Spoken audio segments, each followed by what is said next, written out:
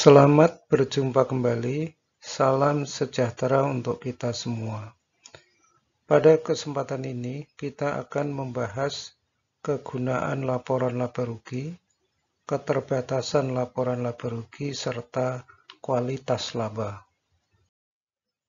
Sekarang kita membahas pengertian income statement atau statement of income atau statement of profit atau laporan laba rugi. Laporan laba rugi merupakan laporan yang mengukur keberhasilan operasional perusahaan selama satu periode tertentu. Laporan ini menyajikan informasi baik mengenai pendapatan dan laba yang diperoleh maupun beban dan kerugian yang terjadi selama periode tertentu dari suatu entitas. Sekarang kita membahas kegunaan income statement atau laporan laba rugi.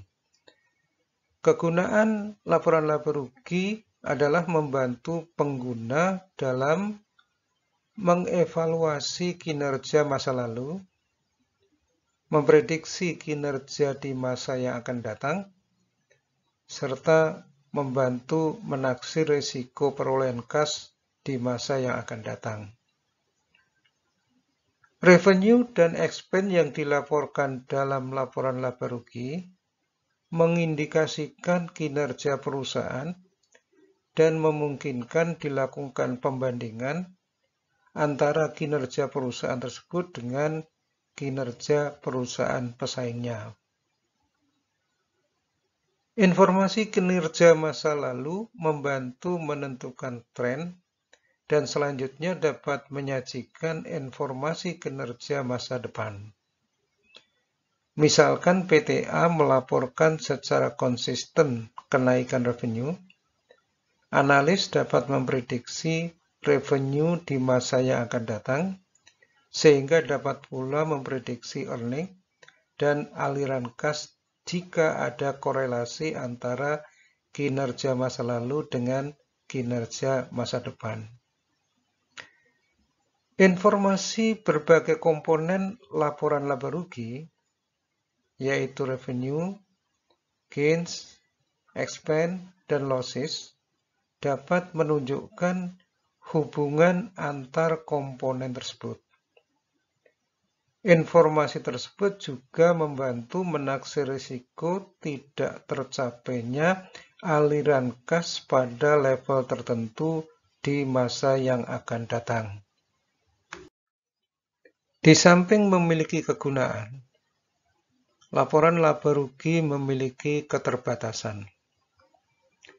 Karena net income dipengaruhi oleh estimasi, pengguna laporan keuangan perlu waspada dengan keterbatasan dari laporan laba rugi.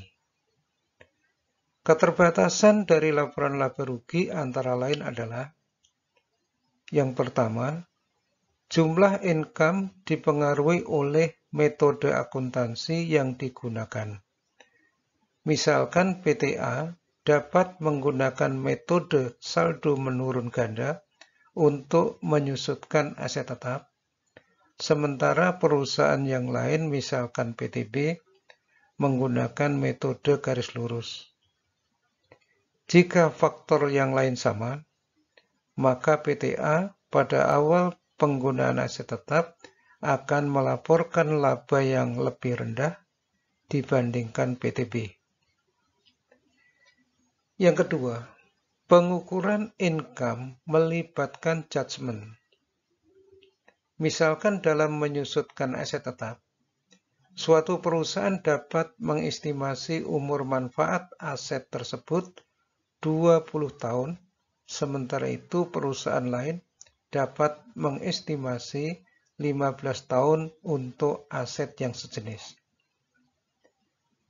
Yang ketiga, perusahaan mungkin tidak melaporkan item yang tidak dapat diukur dengan andal. Sebagai contoh, suatu perusahaan mungkin tidak mencatat sebagai laba atau rugi atas laba atau kerugian belum direalisir atas investasi pada surat berharga tertentu ketika ada ketidakpastian perusahaan akan merealisir perubahan harga tersebut. Di samping kelemahan yang telah kita bahas, kualitas laba dapat dipengaruhi oleh tindakan manajemen yang disebut income smoothing atau perataan laba. Perusahaan akan berusaha mempengaruhi harga pasar saham perusahaan dan nilai kompensasi manajemen. Akibatnya, perusahaan memiliki dorongan untuk mengatur income untuk mencapai target laba atau untuk membuat laba kelihatan aman-aman saja. Income smoothing merupakan kesengajaan membuat earning tidak terlalu berfluktuatif yang meliputi actual smoothing dengan cara menunda atau mempercepat suatu transaksi. Dan yang kedua adalah artificial smoothing, yaitu dengan menggunakan prosedur akuntansi sehingga pengakuan beban dan pendapatan dapat bergeser dari satu periode ke periode yang lain. Seorang manajer dapat memutuskan pengeluaran sejumlah uang atau dana untuk biaya riset dan pengembangan dalam suatu tahun tertentu. Artificial smoothing dilakukan dengan cara mencatat biaya dibayar di muka sebagai beban tahun ini. Misalkan, melaporkan pembayaran biaya advertensi dibayar di muka, yaitu untuk tahun depan, sebagai beban atau expense tahun ini.